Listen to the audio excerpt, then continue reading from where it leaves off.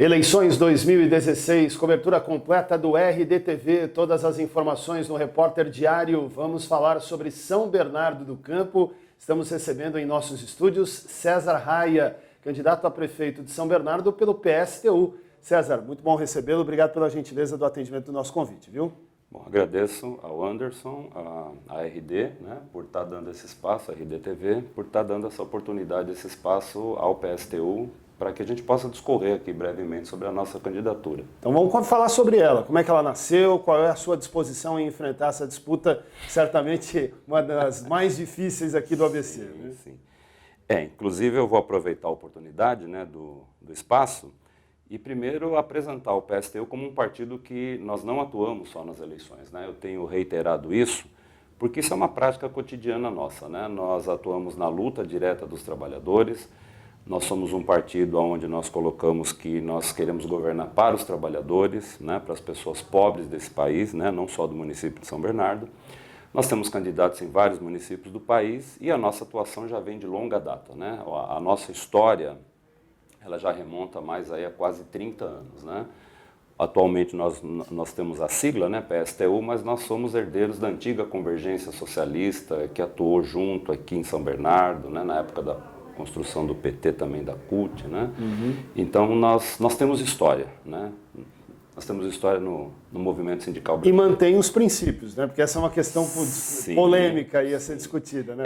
É muito bom você ter feito essa pergunta, porque nós estamos atravessando no país, né? E eu queria dar um caráter mais político para esta entrevista. Nós estamos atravessando um processo de impeachment, né, da presidente Dilma. O PT andou fazendo a fala de que houve um golpe, mas eu queria apresentar um dado para vocês em cima disso que você está dizendo, né, que nós mantemos os princípios. Quais são nossos princípios básicos, né, que o nosso tempo é curto? Nós não abrimos mão de defender a luta dos trabalhadores. Nós não aceitamos dinheiro da burguesia. Agora, a legislação eleitoral prevê que as doações têm que ser de pessoas físicas. Nós não aceitamos doação de nenhum empresário, mesmo na forma de pessoa física. Por quê? Porque nós sabemos o que está acontecendo nesse país, né? Houve muita doação, muita participação das empresas, né, doando, financiando as campanhas dos mais variados partidos e depois eles cobram a fatura.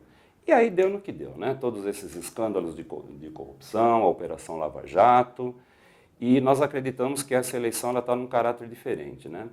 E eu vou apresentar aqui um dado, né, que acho que essas informações são importantes para que o eleitor possa julgar a sua avaliação. O PT que anda dizendo que houve um golpe orquestrado pelo PMDB, pelo PSDB, pelo Democratas, apresentar um dados aqui, não são dados, nós trabalhamos de forma científica, os dados que nós pegamos são de órgãos, né, oficiais. Reais, né? Reais, então informações da própria Justiça Eleitoral. Para estas eleições municipais, que vão se dar agora em 2016, o PT e o PMDB, que eles estão insistindo constantemente em dizer que são golpistas, eles estão coligados em 1.260 municípios. Pasme, eleitor de São Bernardo, em 1.260 municípios, PT e PMDB estão juntos. Aqui eles têm que explicar por que estão separados, né? PT e PSDB, em 744 municípios. Então aqui nós vamos ter uma falsa polarização entre o senhor Orlando Morando e o seu Tarcísio Sécoli, só que eles estão coligados em 744 municípios, repito. E o PT e o Democratas estão coligados em 723 municípios. Agora pergunte quantos municípios, nós somos um partido pequeno ainda, mas aonde nós estamos lançando candidaturas, pergunte, pesquise se nós estamos coligados em qualquer canto desse país com PMDB, PSDB ou Democratas. Nós não estamos. Então, isso vai dentro um pouco daquilo que você falou dos princípios, né? Nós temos princípios fundamentais. Não aceitamos dinheiro de patrões, não aceitamos dinheiro de empresa, não vamos aceitar doações agora de pessoa física, né, que sejam empresários.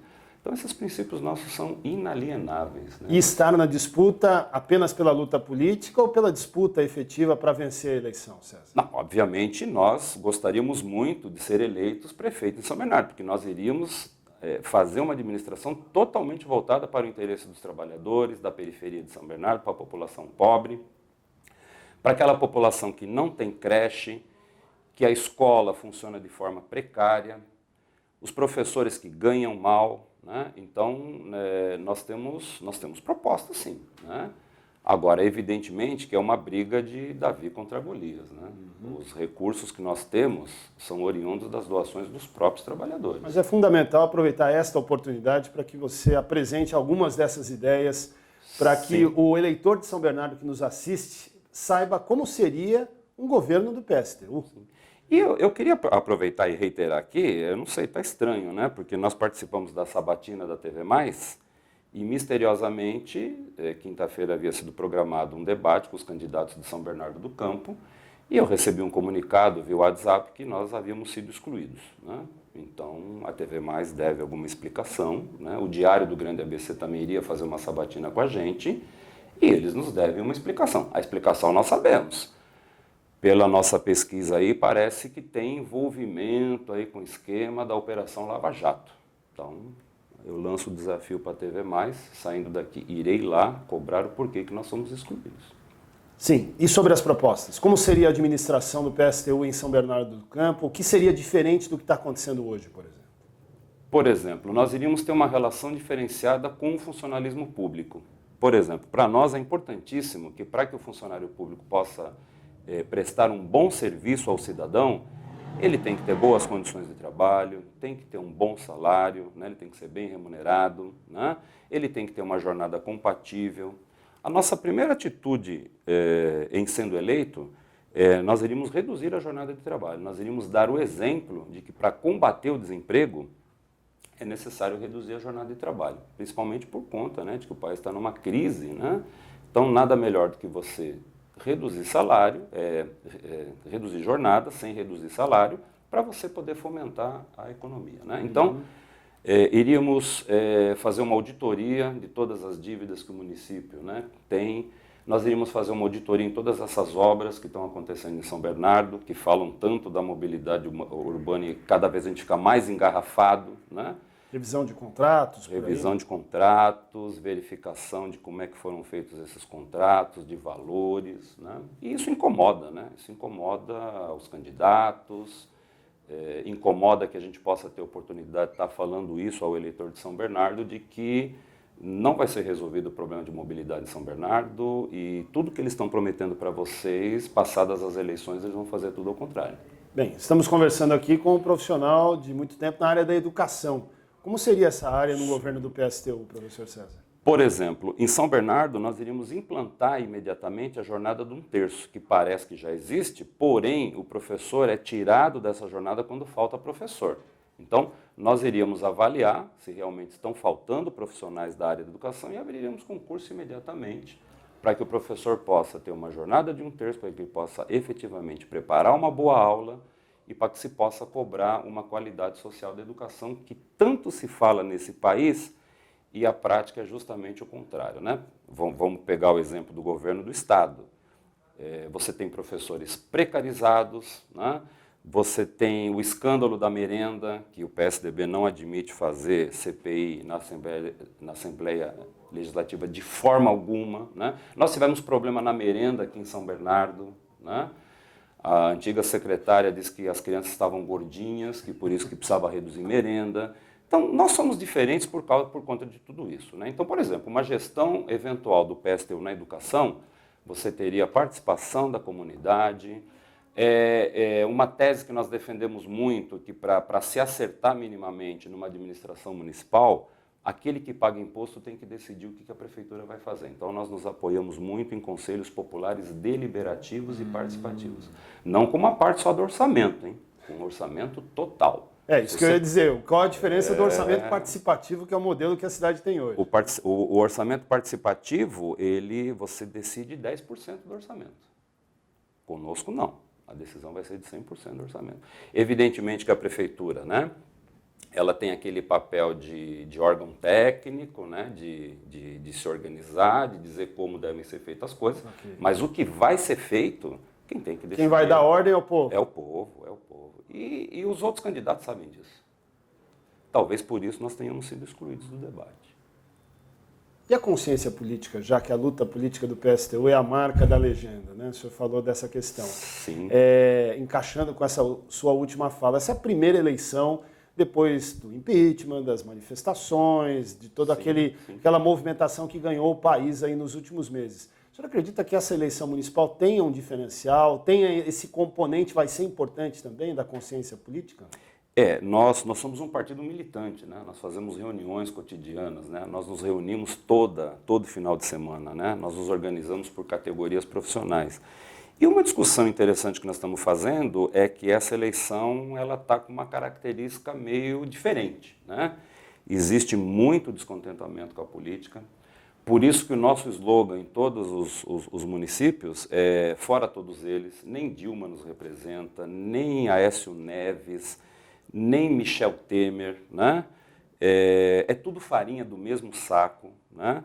Essa farsa agora do impeachment, né? Se eventualmente, né, o impeachment acontecer, porque tudo indica que vai acontecer, e o governo do PMDB, né, na figura do Michel Temer, vier a exercer a presidência da República, os ataques que o Temer vai fazer já estavam sendo gestados na gestão da Dilma, né?